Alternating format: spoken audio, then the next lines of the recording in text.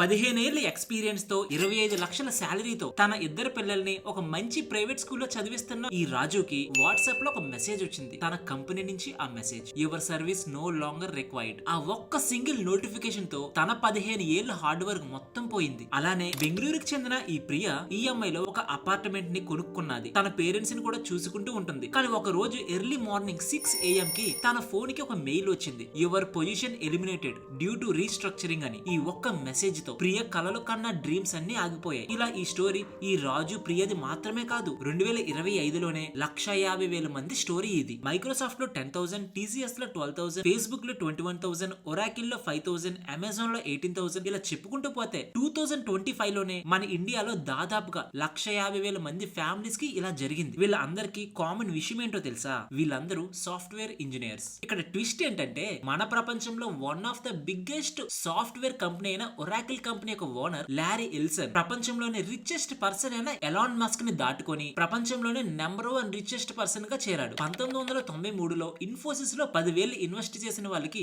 ఇప్పుడు ఎంత వచ్చి ఉంటుందో కామెంట్ సెక్షన్ లో కామెంట్ చేయండి. 1,80,00,000. సాఫ్ట్వేర్ కంపెనీస్ లో ఇన్వెస్ట్ చేసిన వాళ్ళకి కోట్లాది డబ్బులు వస్తుంటే అదే సాఫ్ట్వేర్ కంపెనీలో జాబ్ చేస్తున్న వాళ్ళకి జీవితాలే లేకుండా పోయాయి. అసలు ఈ సాఫ్ట్వేర్ కంపెనీ ఏం చేస్తుంది, వీళ్ళకి డబ్బులు ఎలా వస్తాయి, అండ్ మరీ ముఖ్యంగా వీళ్ళకి ఇన్ని వేల కోట్లు లాభాలు వస్తున్నా కూడా వీళ్ళ ఎంప్లాయీస్ ని ఎందుకు తీస్తుంది? ఇంకా చాలా ఇంట్రెస్టింగ్ డేటా ఈ వీడియోలో ఉండబోతుంది. ఈ వీడియోని అయితే ఎక్కడ స్కిప్ చేయకుండా చూడండి. మన దేశంలో ఇండిపెండెన్స్ వచ్చిన తర్వాత కటిక పేదరికంలో ఉన్న మన దేశం కలలు కన్నడమే ఎక్కువ అనుకుంటే ఆ కన్న కలలని నిజం చేసుకోవడం ఇంపాసిబుల్ అని చెప్పొచ్చు. కానీ బెంగళూరులో ఒక ఆఫీస్ పెట్టి ఒక వ్యక్తి వరల్డ్ మ్యాప్ ని చూసి నేను ప్రపంచం అంతటికి నేను తయారు చేసే సాఫ్ట్వేర్ ని ఎక్స్పోర్ట్ చేయాలి అని అనుకున్నాడు. అతను మరి ఎవరో కాదు, జేఆర్డి టాటా గారు. అక్కడ తన మాటలు విన్న అందరూ నవ్వుకుంటూ ఉన్నారు. కానీ వాళ్ళకి తెలియదు కదా టాటా కొన్ని సంవత్సరాలకి ఇంత పెద్ద కంపెనీగా మారుతుంది అని. ఇలా 1968లో టీసీఎస్ కంపెనీయే కాదు, 1988లో ఇన్ఫోసిస్, 1945లో విప్రో, 1970లో హెచ్సిఎల్, ఇలా ప్రతి సంవత్సరం ఏదో ఒక సాఫ్ట్వేర్ కంపెనీ మన ఇండియాలో వస్తూనే ఉంది. అండ్ ఇలా స్టార్ట్ అవడమే కాదు, 1991లో లిబరలైజేషన్ తర్వాత అమెరికా కంపెనీస్ మన దేశంలో బిజినెస్ చేయాలి అని రియలైజ్ అయ్యాయి. అమెరికాలో తయారు చేసిన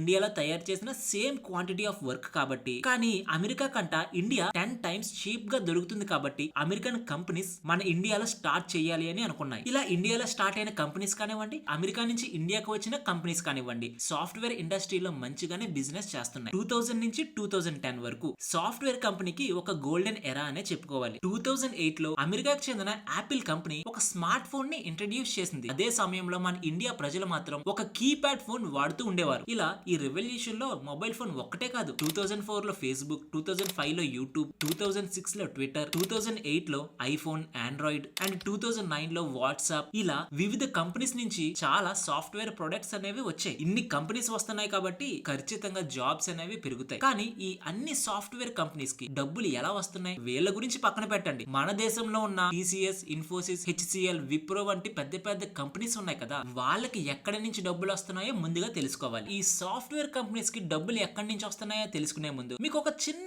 ఎగ్జాంపుల్ చెప్తాను. స్టేట్ బ్యాంక్ ఆఫ్ ఇండియాకి యోనో యాప్ ఉంది కదా, అది తయారు చేయాలి అని అనుకున్నది. కానీ ఇక్కడ ప్రాబ్లం ఏంటంటే ఈ యాప్ తయారు చేసిన తర్వాత వీళ్ళకి ఎవరైతే 60 crores కస్టమర్స్ ఉన్నారో ఈ యాప్ లోనే మొబైల్ బ్యాంకింగ్ ని యూజ్ చేస్తూ ఉంటారు. సో ఈ యాప్ ని తయారు చేయడం కోసం వేల కొద్ది ఇంజనీర్స్ ని హైర్ చేసుకోవాలి. దాదాపుగా 3 నుంచి 4 సంవత్సరాలు ఆ యాప్ ని డెవలప్ చేస్తూ ఉండాలి. అండ్ ఎవ్రీ ఇయర్ 500 crores ని ఇన్వెస్ట్ చేస్తూ ఉండాలి. ఇవన్నీ చేయడానికి ఎస్బీఐ కి రిస్క్ ఏంటి? ఒకవేళ ఫైనల్ గా ఈ టెక్నాలజీ గానీ ఫెయిల్ అయితే వీళ్ళ పెట్టిన ఇన్వెస్ట్మెంట్, టైం అన్ని డిజాస్టర్. ఈ టైంలోనే ఈ సాఫ్ట్వేర్ కంపెనీస్ ఎంటర్ అవుతాయి. ఇలాంటి టైంలో టీసీఎస్ ఎస్బీఐ దగ్గరికి వచ్చి మాకు ఇంత ఎక్స్పీరియన్స్ ఉంది, మేము కేవలం 2 years లోనే తయారు చేసి 24/7 సపోర్ట్ గ్యారంటీ ఇస్తామని చెప్పి మీరు ఏదైతే 500 crores ఇన్వెస్ట్ చేసి యాప్ ని తయారు చేయాలి అనుకున్నారో సేమ్ అదే అమౌంట్ కి మేము తయారు చేస్తాం, సాఫ్ట్వేర్ ఇవ్వడానికి గ్యారంటీ మాది అని ఈ టీసీఎస్ ఎస్బీఐ కి చెప్తే ఎస్బీఐ ఏం ఆలోచిస్తుంది? వీళ్ళు ఎలాగో ఈ ఇండస్ట్రీలోనే ఉన్నారు, ఈ సాఫ్ట్వేర్ తయారు చేయడానికి గ్యారంటీ వాళ్ళు కాబట్టి ఆ యాప్ సక్సెస్ అవుతుంది అని టీసీఎస్ కి పార్ట్నర్షిప్ ఇస్తారు. ఇక్కడ టీసీఎస్ ఏం చేస్తుందో తెలుసా? ఈ యాప్ ని తయారు చేయడానికి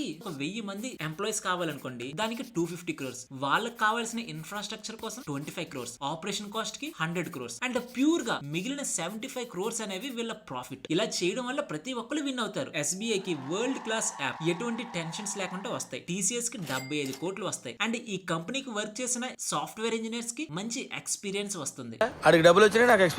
ఇలా ఈ సాఫ్ట్వేర్ కంపెనీస్ వివిధ కంపెనీస్ దగ్గరికి వెళ్లి ఇలాంటి పార్ట్నర్షిప్స్ ని తీసుకుంటాయి. ఈ ఎగ్జాంపుల్ మీకు క్లియర్ గా అర్థమైంది అనుకుంటున్నాను. ఇప్పుడు ఈ కంపెనీస్ ఎగ్జాక్ట్ గా ఏ టైప్ లో రెవెన్యూస్ జనరేట్ చేస్తున్నాయో తెలుసుకుందాం పదండి. Product sales, service contract, advertising and final గా open source solution. First single sales product అంటే నేను SBI TCS లో ఎగ్జాంపుల్ చెప్పాను కదా. SBI కంపెనీ ఒక ప్రొడక్ట్ ని తయారు చేయమని ఒక సాఫ్ట్వేర్ కంపెనీకి ఇచ్చి ఆ ప్రొడక్ట్ ని తీసుకుంటే దానిని ప్రొడక్ట్ సేల్ అని అంటారు. And second service contracts. మన ఇండియాలో ఉన్న major companies like TCS, Wipro, Infosys వంటి కంపెనీస్ సాఫ్ట్వేర్ ని డెవలప్ చేయడమే కాదు, maintenance and business process out sourcing, technical support ని కూడా చేస్తాయి. ఎగ్జాంపుల్ గా TCS మన దేశంలో ఉన్న పాస్పోర్ట్ సర్వీసెస్ ఏవైతే ఉన్నాయో వాటిలన్నిటిని ఈ TCS కంపెనీ మెయింటైన్ చేస్తూ ఉంటాయి. TCS ప్రొడక్ట్ ని గవర్నమెంట్ కి సెల్ చేసి ఉండొచ్చు. దాని తర్వాత ఈ TCS కంపెనీయే ఒక సాఫ్ట్వేర్ ని డెవలప్ చేస్తూ దానిని మెయింటైన్ చేస్తూ వాళ్ళకి కావాల్సిన టెక్నికల్ సపోర్ట్ ని కూడా ఇస్తూ ఉంటుంది. దానినే ఈ సర్వీస్ కాంట్రాక్ట్ అని అంటారు. అడ్వర్టైజింగ్ మన దేశంలో టాప్ రెవెన్యూ స్ట్రీమ్ ఏదైనా ఉంది అంటే అది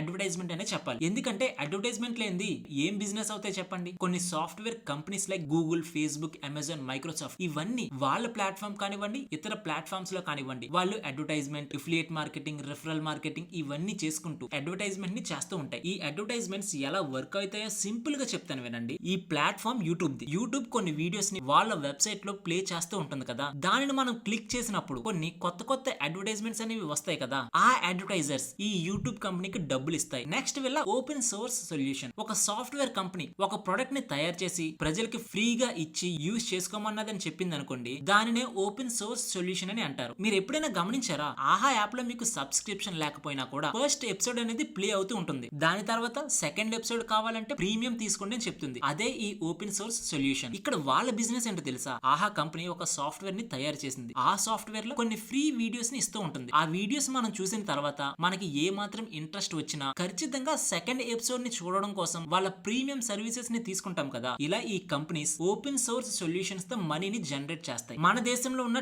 టాప్ కంపెనీస్ ఎక్కడెక్కడి నుంచి డబ్బులు సంపాదిస్తున్నాయో తెలుసుకుందామా? TCS వాళ్ళకు వస్తున్న 2,27,000 కోట్లలో IT solutions, consulting, out sourcing నుంచి డబ్బులు సంపాదిస్తాయి. అదే ఇన్ఫోసిస్ వాళ్ళు మేజర్ గా ఎక్స్పోర్ట్ ఇన్కమ్ చేస్తూ ఉంటారు. Like digital transformation, cloud migration, enterprises app, ఇలా వీటి నుంచి ఎక్కువగా మనీని జనరేట్ చేస్తారు. అండ్ ఫైనల్ గా విప్రో వీళ్ళు IT services, BPO, digital consulting వీటి నుంచి ఎక్కువగా మనీని జనరేట్ చేస్తూ ఉంటారు. వీళ్ళు ఎక్కడెక్కడి నుంచి ఎక్కువగా మనీ జనరేట్ చేస్తున్నారో చెప్పాను కదా. వీళ్ళ రెవెన్యూ గురించి మాట్లాడాలి అంటే IT కంపెనీస్ లో ది కింగ్ అని పిలుస్తున్న ఈ TCS కంపెనీకి ప్రతి మంత్ 19,000 crores రెవెన్యూ జరుగుతుంది. అంటే డైలీ 330 crores, నిమిషానికి 44 లక్షలు అన్నమాట. TCS యొక్క విలువ ఎంత తెలుసా? 10,92,000 కోట్లు. అండ్ వీళ్ళకి దాదాపుగా 6 లక్షలకు పైగానే ఎంప్లాయీస్ ఉన్నారు. అండ్ ఇన్ఫోసిస్ విషయానికి వస్తే వాళ్ళ యాన్యువల్ రెవెన్యూ అనేది 1,46,000 కోట్లు. అండ్ ఇన్ఫోసిస్ యొక్క విలువ ఎంత తెలుసా? 5,95,000 కోట్లు. అండ్ మీకు ఒక ఇంట్రెస్టింగ్ విషయం చెప్పమంటారా? ఇన్ఫోసిస్ యొక్క రెవెన్యూ అనేది 1,46,000 కోట్లు కదా. వీళ్ళకున్న ఎంప్లాయీస్ తో ఈ రెవెన్యూని క్యాలిక్యులేట్ చేస్తే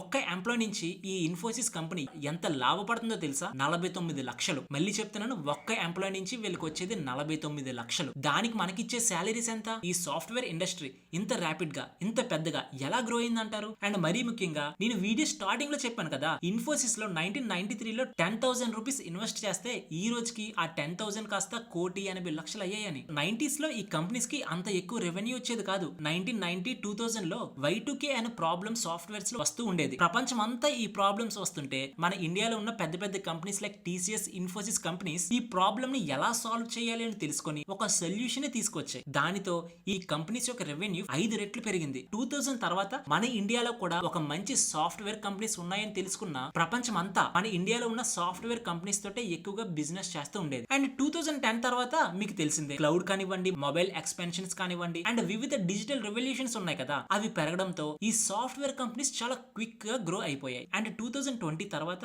AI ఎరా నడుస్తూ ఉంది. ఇది ఎక్కడికి వెళ్తుందో, ఎంతకు వెళ్తుందో ఇంకా ఎవరమే చెప్పలేం. We have to wait and watch. 1993లో ఉన్న ఇన్ఫోసిస్ షేర్ మన 10,000 కాస్త 1,80,00,000 అయ్యాయని చెప్పుకున్నాను కదా.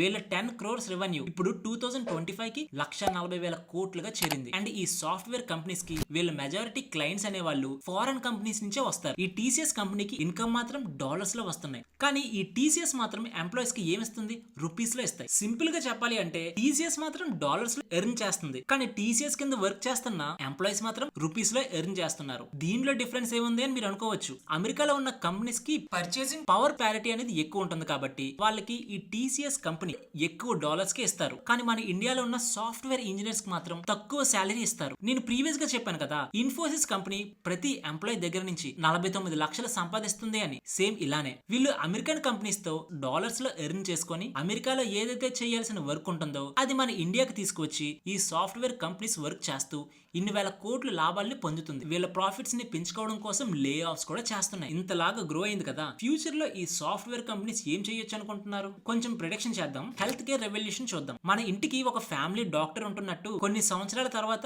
ఈ సాఫ్ట్వేర్సే మన హెల్త్ కేర్ రెవల్యూషన్ అని చెప్పొచ్చు. And second, smart agriculture. ఒక ఫార్మర్ తను చేస్తున్న ఫార్మింగ్ లో ఏదైనా ప్రాబ్లం వచ్చింది అనుకోండి, ఒక ఫోటో తీసి ఆ ప్రాబ్లం ఏంటో తెలుసుకోవచ్చు. And educational revolution. 90s kids కి అర్థమవుతుంది. ఒక పర్సనల్ టీచర్ ఉండేవారు, కానీ ఇప్పుడు మాత్రం ఒక పర్సనల్ ఏఐ ఉంటుంది. ఎందుకు? వాళ్ళ ఎడ్యుకేషన్ కోసం. ఇలా స్టూడెంట్స్ కోసం, బిజినెస్ కోసం, ఇన్వెస్ట్మెంట్ స్ట్రాటజీస్ కోసం, ఇలా వివిధ రకాలుగా ఈ సాఫ్ట్వేర్ ప్రతి రంగంలోని ప్రతి విషయంలోని నిలుస్తూ నెంబర్ 1 పొజిషన్ గా ఉంది. ఈ సాఫ్ట్వేర్ కంపెనీస్ గురించి మీరు ఇంకా తెలుసుకోవాలి అనుకుంటే కామెంట్ సెక్షన్ లో కామెంట్ చేయండి. మీకు జోహో గురించి తెలుసుకోవాలి అనుకుంటే మన ఛానల్లో ఉన్న ఈ ఇంట్రెస్టింగ్ వీడియోని చూడడం మర్చిపోకండి. ఈ వీడియో నచ్చితే లైక్ చేసి మన ఛానల్ ని సబ్స్క్రైబ్ చేయండి.